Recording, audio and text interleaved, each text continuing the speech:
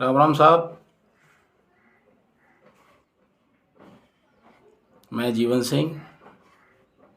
मित्रों, हमास और इजरायल के संघर्ष को लेकर और उसके कारणों का आलोचनात्मक मूल्यांकन के लिए आपके बीच फिर से उपस्थित हूँ। आइए एक दूसरे के साथ विचारों का साझा करते हैं। मित्रों, अगर हमास और इजरायल को एक क्षेत्रफल की दृष्टि से तुलना करके देखा जाए तो हमास एक बहुत ही छोटे ज़मीन के टुकड़े पर पलने वाला एक आतंकवादी संगठन कह सकते हैं उससे।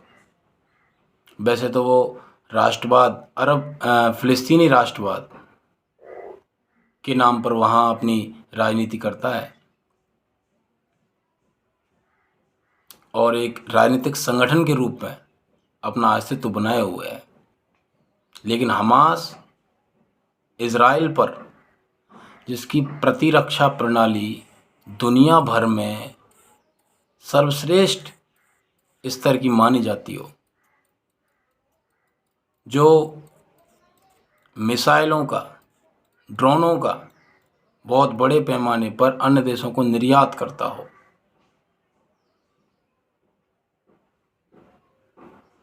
जिसकी एंटी मिसाइल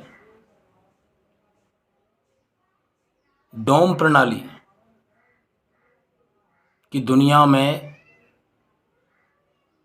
चर्चा होती हो, ऐसे देश पर हमास का एक ही रात में 5000 रॉकेटों से हमला करना कोई संयोग नहीं है मित्रों। ये एक सोची समझी बनाई गई योजना का एक हिस्सा है और इसका जो कारण है वो हमास, ईरान, इराक, सीरिया कहीं नहीं है। इसका जो कारण है मित्रों वो इजराइल के अंदर ही है। आप जनवरी 2023 से लेकर के आज तक इजराइल की शासन व्यवस्था, उसके खिलाफ होने वाले विरोध प्रदर्शन, उन विरोध प्रदर्शनों की उग्रता, वहाँ पर उन विरोध प्रदर्शनों में बटे हुए समाज, वहाँ के बटी हुई न्यायपालिका, वहाँ के बटे हुए सभी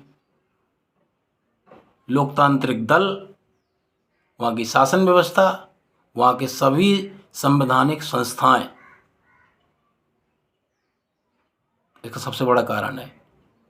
24 जुलाई को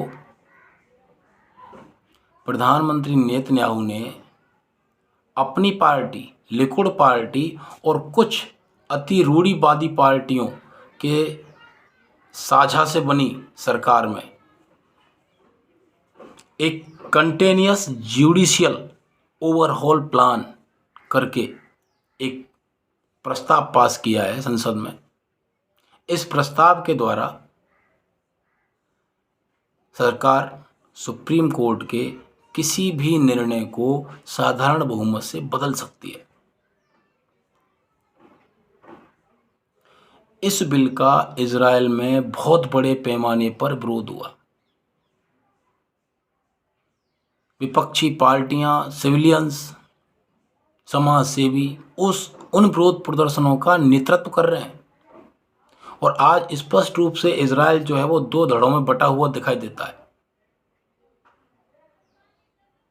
यहूदी जिस एकता के लिए जाने जाते थे इस बिल पर पूरी तरह बट चुके। एक धड़ा नेतन्याहू के पक्ष में, एक धड़ा इस बिल के विपक्ष में।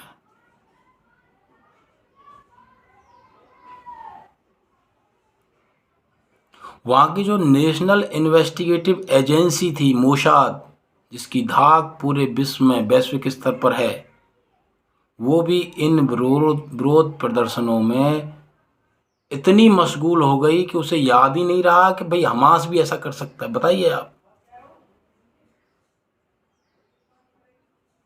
तो हमास का इतना आत्मविश्वास का बढ़ना कि वो इजराइल पर 5000 रॉकेटों से एक रात में हमला करके वहाँ के हजारों इजरायलियों को मौत के घाट उतार दे, ये संयोग है क्या? मित्रों, कायदा संघीय शक्ति कलयुग है। जैसे ही यहूदियों में दरार पड़ी, हमास को मौका मिल गया वहां आक्रमण करने का। आज इजराइल घुटनों पे है। उसके 150 से ज्यादा सिविलियंस जो हैं हमास के कब्जे में हैं। विदेशों के भी नागरिकों के मौत के घाट उतार चुका है हमास। कई महिला सैनिकों को निर्वस्त्र करके उनको घुमा रहा है। यानी उनके जो काले कारनामे हैं वो वैश्विक स्तर पर उजागर हुए हैं, जिस वजह से उसको आतंकवादी संगठन कहा जा रहा है। उसके एजेंडे को आतंकवाद की श्रेणी में रखा जा रहा है। लेकिन इजराइल की ये दशा जो हुई है ना आज, इसके लिए खुद इजराइल जिम्मेदार है। विपक्षी पार्टियां ये कहती हैं कि ये बिल जो लाया गया है वो इसलिए लाया गया है कि नेतन्याहू और उसकी साझा सरकार में जो कई मंत्रियों उन पर चल रहे भ्रष्टाचार के निर्णयों को बदल सकें। विपक्ष कहता है कि इससे लोकतंत्र ही समाप्त हो जाएगा इजराइल में, जिसकी जड़ें पहले ही इजराइल में कमजोर हैं। नेतन्याहू जो वहां के प्रधानमंत्री हैं वो इस बिल के समर्थन में बात करते हैं कि इससे यहूदी राष्ट्रवाद जो है उसको बढ़ाने में मदद मिलेगी, यहूदियों को इकट्ठा करने में, उसके एकता को बढ़ाने में मदद मिलेगी। लेकिन हो चाहे कुछ भी हो मित्रों, आपने देखा होगा इजराइल ने जो नहीं सोचा वो हुआ है। अब आगे क्या होगा ये तो भविष्य के गर्त में है। हालांकि इजराइल ने भी इसका रिटेलिएट किया है इसको, और बहुत बड़े पैमाने पर जो हमास है, गाजा पट्टी है, वहाँ हमास के लड़ाके वहाँ के सिविलियंस को मार के गिराया है। बहुत लगभग 2500 के आसपास घायल भी हुए हैं, 1500 के आसपास हमास के लड़ाके मरे भी हैं। अब सुनने में आ रहा है गाजा बॉर्डर पर इजराइल का कब्जा भी हुआ है। लेकिन फूट डालो और राज करो, ये जो उक्ति काफ़ी प्राचीन समय से चल रही है ना मित्रों, ये आज भी उतनी ही सार्थक है। उसी फूट में लूटने का काम हमास ने किया है। इसी कंडीशन को अप्लाई करके देखते हैं अपन हिंदुस्तान पर। तो जो हिंदुस्तान 2014 से 2023 तक 24 तक राष्ट्रवाद के नाम पर लगने लगा था कि राष्ट्रवाद के नाम पर देश एक हो गया, आज उस एकता को तोड़ने के लिए मित्रों जातिगत जनगणना जैसे दीमकें उसकी जड़ों को कमजोर करने के लिए सक्रिय हो गई हैं।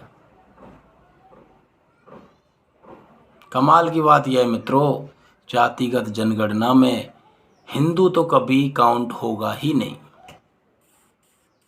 यहां तो काउंट होगा 10% यादव, 8% जाट, 20% गुर्जर, 30% SC, 40% ST, इस तरीके से। अगर हम मान भी लें तो 80-82% हिंदू समाज है, लेकिन है कहाँ? हिंदू समाज कहाँ है? हिंदू तो कोई है ही नहीं। वहाँ तो 8% जाट हैं, 20% गुर्जर हैं, 14% यादव हैं। वो तो अपनी जाति से चिपके पड़े हैं ना, देश और राष्ट्र की किसको पड़ी है? मुस्लिम कोई शेख नहीं है, कोई सैयद नहीं है, कोई मुगल नहीं है, कोई पठान नहीं है, कोई मेव नहीं है। वो टोटल 20% है, 18% है, वो मुस्लिम है। हिंदू नहीं है। वो 10% जाट हो गए, 20% गुर्जर हो गए, 14% यादव हो गए। राष्ट्रवाद के नाम पर एक हुए देश में जातियों के नाम पर झेल घोरने की जो कोशिश की जा रही है मित्रों विपक्षी पार्टियों के द्वारा, जो पड़ोसी इस ताक में है हमास की तरह, कब देश फिर विभाजन की स्थिति में पहुंचे, कब समाज विभाजित हो और कब वो झट से अपने एजेंडे को पूरा करें, क्या देश और समाज दोनों के लिए क्या ये स्थितियां विकट नहीं है? देश की सबसे बड़ी और सबसे पुरानी पार्टी कांग्रेस ने मित्रों हमास का समर्थन किया है, फिलिस्तीन का समर्थन किया है कि उनको संवैधानिक तरीके से जीने का हक है, जमीन का हक है, मानव अधिकारों का हक है। लेकिन वर्तमान परिदृश्य में चल रहे संघर्ष के बारे में अगर चर्चा करें तो मित्रों यहाँ जो भी संघर्ष शुरू हुआ है उस शुरुआत तो हमास ने की है। महिलाओं को निर्वस्त्र कर घुमाना ये कौन सा मानव अधिकार है, कौन सा संवैधानिक अधिकार है जिसकी कांग्रेस चर्चा करती है? क्या इस प्रकार के वक्तव्यों से, क्या इस प्रकार से विचार व्यक्त जो किए हैं उनसे क्या हमें अपने बेस का पता नहीं चलता? कांग्रेस कहाँ है? क्या कांग्रेस पार्टी को इस तरह खुल के विचार समर्थन व्यक्त करना चाहिए या देश के साथ खड़ा होना चाहिए? मैं कांग्रेस का विरोधी नहीं हूं, न ही कांग्रेस का पक्षधर हूं, न ही बीजेपी का विरोधी हूं, न ही बीजेपी का पक्षधर हूं, लेकिन देश समाज से पहले कुछ नहीं है, न राजनीति है न राजनीतिक पार्टी है। तो बस मेरा तो यही निवेदन है कि आप थोड़ा सोचें कि देश किस दिशा में जा रहा है। अगर आप और हम आज इस स्थिति में कमज़ोर पड़े तो मित्रों इसके भी परिणाम इजराइल जैसे सामने आएंगे। दुश्मन नज़र गड़ाए बैठा है, पड़ोसी चाक चौबंद है, इंतजार है उसे तो बस इस बात का कि कब हम अपने उद्देश्य से भटकें, कब समाज का विभाजन हो और कब राष्ट्रवादी शक्तियों का, राष्ट्रवादी विचार रखने वाले लोगों का संकट पैदा हो, वो साइडलाइन हो, तुरंत अपने एजेंडे को अमली जामा पहनाया जाएगा। तो विचार व्यक्त करें, मेरे साथ अपने कमेंट करें और ऐसी गपशप या जो आलोचनात्मक मूल्यांकन है उसके लिए आपके बीच आऊं, इसके लिए सब्सक्राइब करें, लाइक करें। धन्यवाद।